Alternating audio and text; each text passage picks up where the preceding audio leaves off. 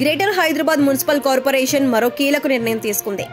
నగరంలో పోస్టర్లు, కటౌట్లు, బ్యానర్లపై నిషేధం విధించింది. ఈ మేరకు శుక్రవారం జీహెచ్ఎంసీ కమిషనర్ ఆమ్రపాలి ఉత్తర్వులు జారీ చేశారు. ఇక నుంచి నగరంలోని ఏ గోడపైన సినిమాలకు సంబంధించినవి, రాజకీయాలకు సంబంధించినవి, మరే ఇతర అడ్వర్టైజ్మెంట్ కు సంబంధించిన వాల్ పోస్టర్లు కనిపించకూడదని ఉత్తర్వుల్లో పేర్కొన్నారు. అంతేగాక గోడలపై రాతలు కూడా రాయటానికి వీల్లేదని స్పష్టం చేశారు.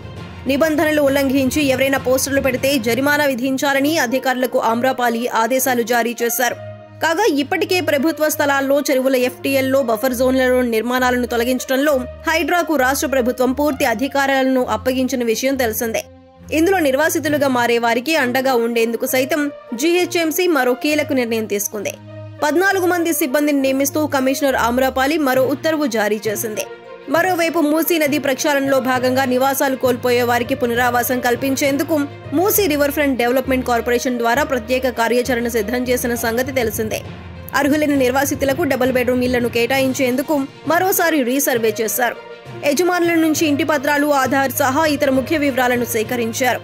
మూసీ పరివాహక ప్రాంతాల్లో భారీ పోలీస్ బందోబస్తు మధ్య సర్వే చేశారు. అంతేకాదు ఆక్రమణలను గుర్తించి మార్కులు వేశారు.